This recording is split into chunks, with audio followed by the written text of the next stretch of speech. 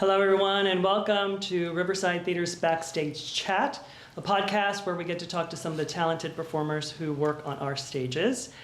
Today, we'll be talking about British aristocracy, actually one noble family, the Dysquiths. We're talking about the Tony Award-winning Broadway Best Musical, A Gentleman's Guide to Love and Murder, which plays Riverside Theater from January 9th through February 1st, 2026. Joining me today are 9 characters from the show, Jake Levy and Dan DeLuca. I say 9 because Jake plays Monty Navarro, and Dan plays 8 different members of this Dysquith family, both male and female. So thank you both. Welcome. Thank you for taking time out of your rehearsal schedule to talk to us and to share what the show is all about with our audiences. Now, A Gentleman's Guide to Love and Murder is relatively new. It won the Tony Award for Best Musical in 2014. Yeah. So many people might not be familiar with the premise. So Jake, can you tell us a little bit about what the show's about? Yes. So it is set in the early 1900s of England, and it follows Monty's journey as he suddenly discovers that he is a part of this royal family, the Dysquiths. And it basically goes on his journey upon discovering that, originally sort of to connect with his family. And then sooner or later, that turns into, slowly but surely, the Dysquiths coming across Dan multiple times, leading to their deaths. He gets a little hungry. Gets a little hungry for power, and for love. It is all in the pursuit of, and that's sort of where 2 of our other characters come in, Sabella and Phoebe, played by Kate and Lauren.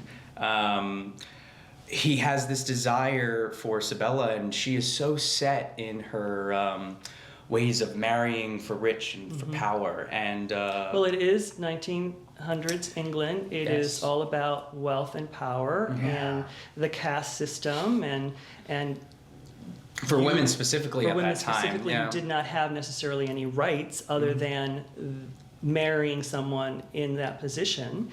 And so you're saying, why exactly is Monty discovering that he's now part of this family? So he's told by the old Miss Shingle, played by Tregony, who was friends with Monty's mother at the time, who had just, at the beginning of our play, passed. And so Miss Shingle enters and tells Monty of this past, of this royal family, and how, one way or the other, I am a part of it. And so you're saying that your mother was like disinherited? Correct. Because she married someone who was not of their rank? Yes, was outcasted essentially by the royal family because she married for love and not for money and power. And thus sort of sense this journey of, revenge and love. Revenge for his mother and, desire to be with Sabella, and that's when I meet the Dysquiths, all of them. and your desire to be sort of put part of the family or made part of the family and possibly becoming the Earl of Highhurst. Yes. This is where you meet, like you mentioned, everyone else, and that's everyone else is Dan. You're playing almost every character of the Dysquith family except for one. You don't play Phoebe. Correct. I was I'm pretty sure. You don't play Phoebe, but you play everyone else. Yeah, I play all of the, at least who are ahead of Jake's character Monty, all of the heirs to the Dysquith fortune.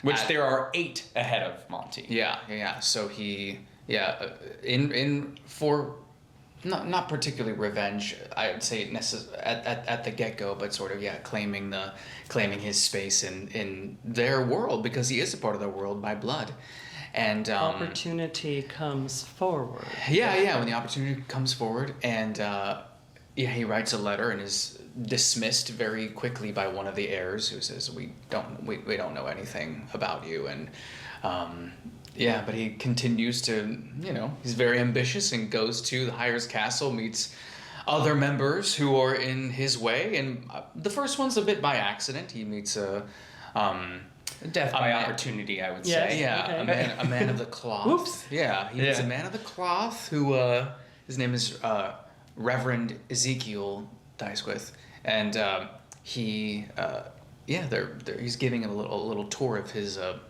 his kingdom, which is the church, and things go a little awry when the Reverend's a bit of a drinker, and and it's a windy day, and we're giving a tour of the castle, and stuff happens, and he's One like, thing "Oh, happens. interesting. Now there's only 7 heirs left." And I wonder if that sort of opens in your mind, like, oh, here's a possibility.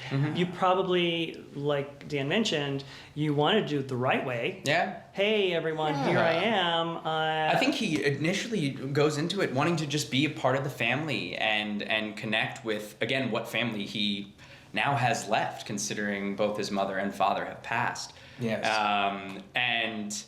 And then it turns, I think, from, again, into this opportunity to connect to a much larger plan. Yeah, because they're not necessarily... the plan evolves. Yes. Because they're not great people. They're not like, you're not even necessarily a family you want to spend your holidays with. They're kind of quite the opposite. So, And that's quite important, I guess, from an audience standpoint. I mean, this is somewhat dark, but charming, Yes. and hilarious. Hilarious. But again, the characters that tend to be in Monty's way are despicable. Maybe? Yeah. They're not the most charming themselves, and have they're are very much enjoying their power and over the lower classes, and their money and their wealth over the lower classes. So yeah, it's an underdog story for sure. Now you've been in rehearsals only for a week. Yeah, it's been Feels this is our like it's been months. Yeah, this is our Only week, 6th so day it's of a rehearsal. lot going on, especially for Dan.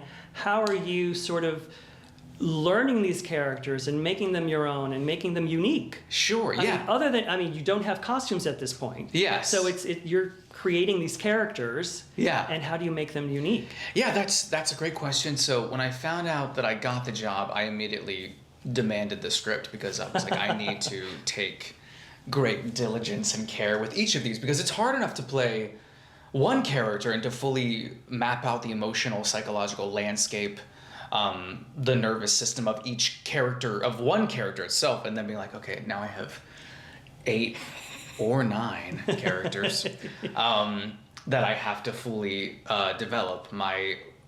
Wonderfully enough, my partner, my girlfriend, Mary Kate Moore, is playing Sabella in the show as well.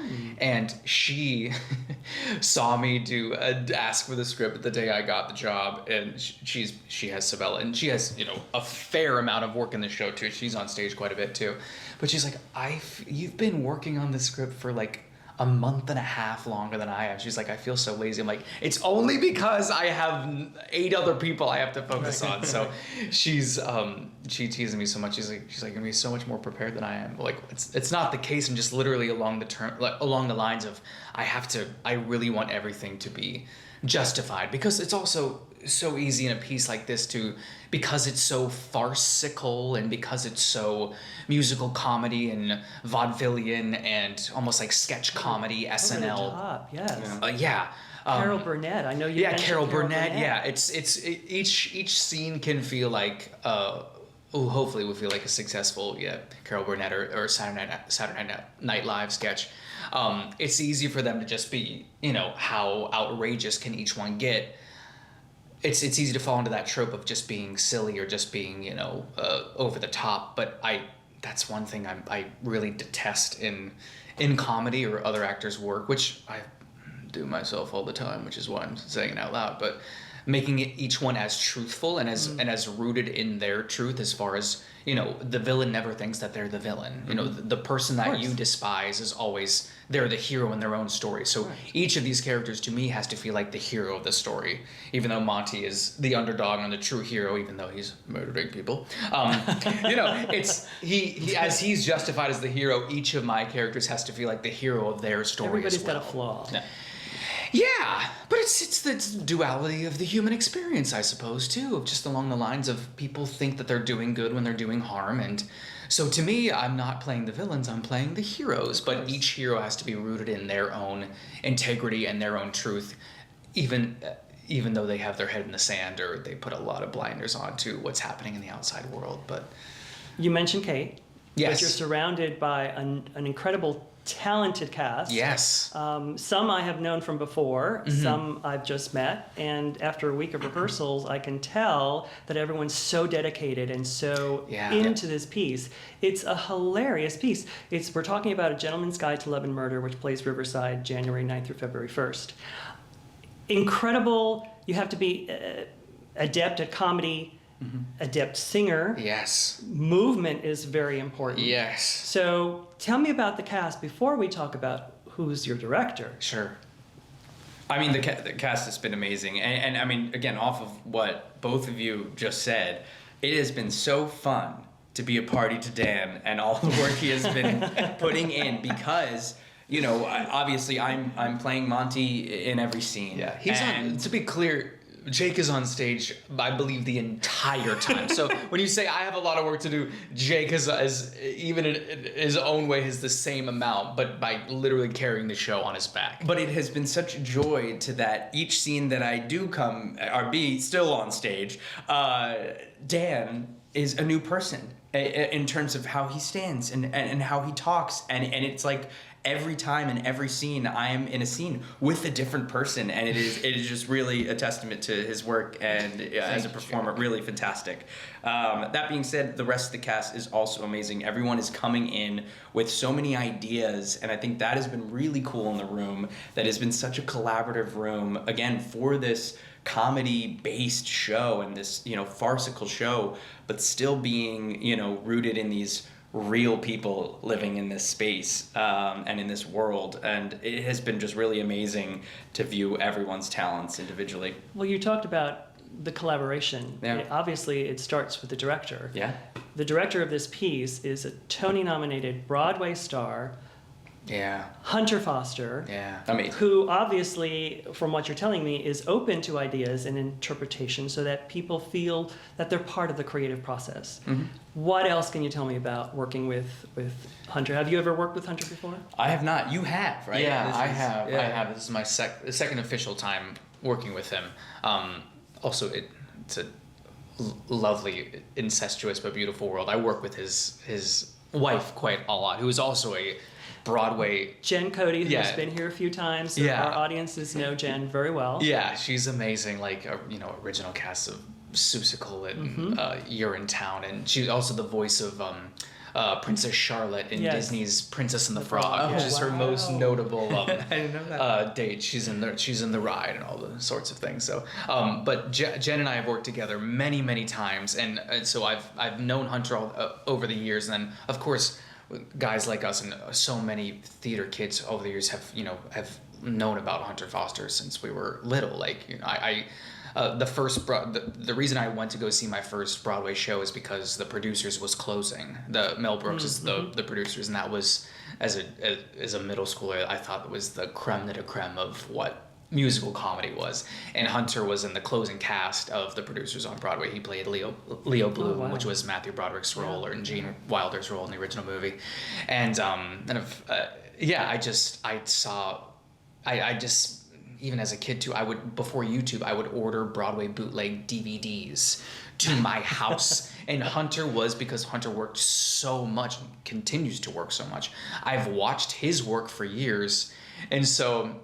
And a lot of what I'm doing, I'm sure at times is also an impersonation of Hunter and his peers of what they were doing 10 years before me. Probably, sure.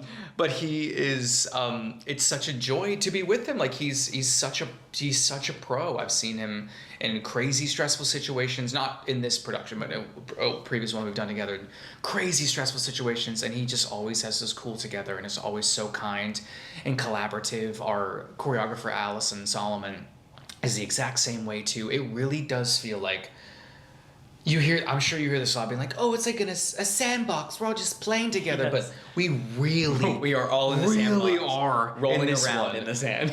Just truly like even thank God for our designers being as flexible as they are, because like there's so many little set pieces and things being like, oh, we kind of have to redesign this, or having conversations. It's wonderful that actors are having conversations with the director and choreographer about even design elements of like, oh, this would make this bit land funnier, or this would make this thing cleaner. The All creative because you team. know that the end product is going to benefit the audience Exactly. most. Yes. It does truly seem like it, maybe I'm the person, but everyone is in it for the greater good of what the big picture is.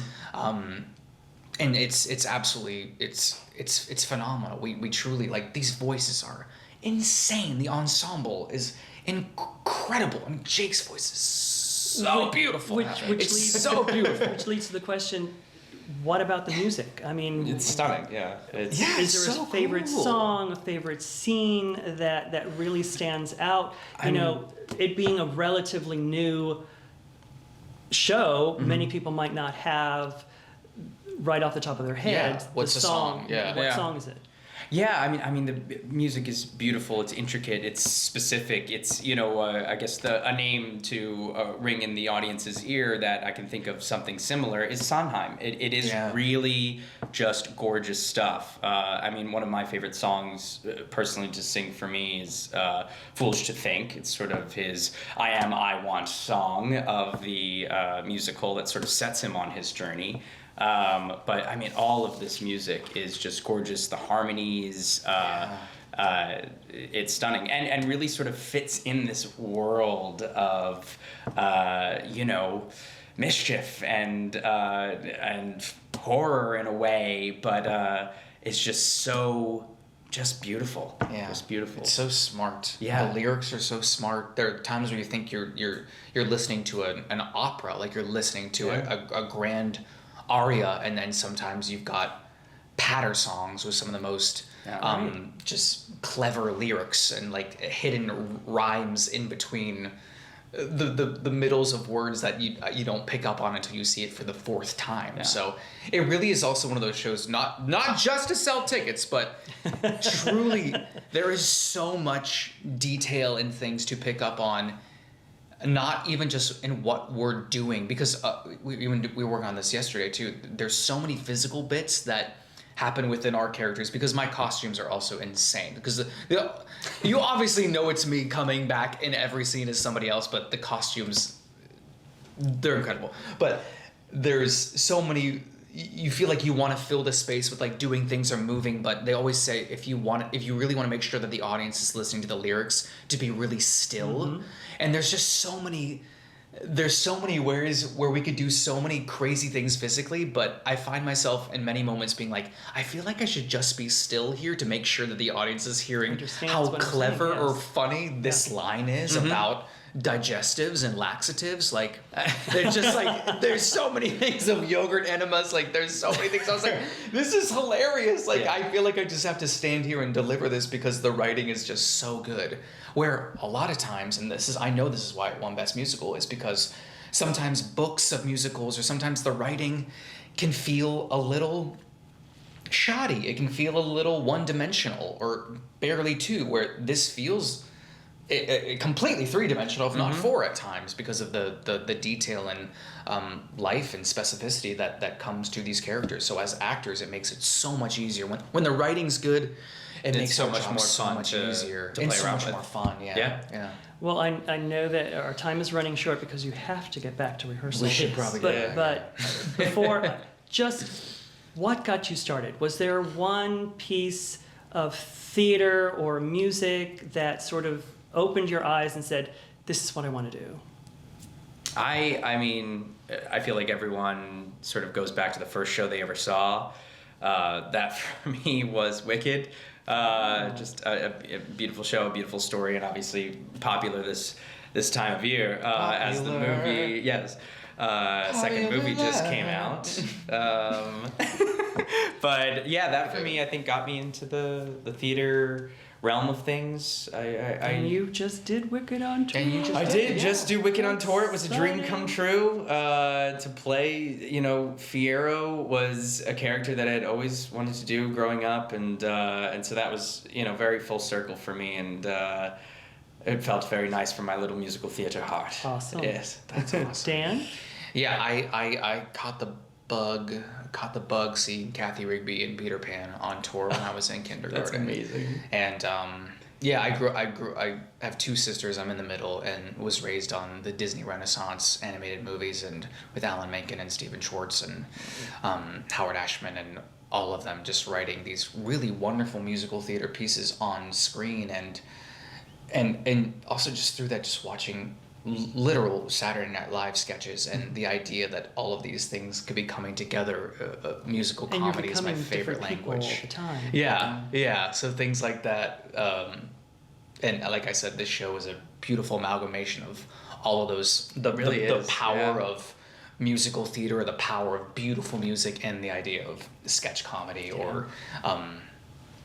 It's a beautiful combination. The show is exactly that. Well, getting back to A Gentleman's Guide to Love and Murder that opens January 9th at Riverside Theater, is there one thing that you want an audience to feel or experience while they're in the show or even after they leave the theater to still sort of have that memory about the show? Is there something you want them to enjoy or feel or... I want them to be transported into this crazy world that we're painting. I think it's a lot of shows, are a little bit more natural, a bit more real life, and this is just a different world that people, and different time. It's a timepiece in a way. So to just come into our world, have fun, and I hope they come out laughing. Yeah, just joy. I hope that we just bring joy, because we just, as much of that as we can be spreading and sharing space with, that is awesome. So Well, I want to encourage everyone to come and see Dan and Jake and everyone else. Yes. To come. Gentleman's Guide to Love and Murder starts January 9th. The New York Times calls it the most inspiring musical in years. So we want everyone to start the new year off on the funny side of the road, so to speak. Yeah. So thank you, Jake. Thank you, Dan, for coming out. I know that you have a full day of rehearsals, so we appreciate the time that you've spent with us and talking to our audiences and letting them get to know those characters off stage that they see on stage. Yeah. I'd also like to thank John Moses, our executive producer, and Alan Cornell, our artistic director, for their leadership and vision. And of course, I want to thank you for listening or watching Backstage Chat. Until next time, I'm Oscar Sales.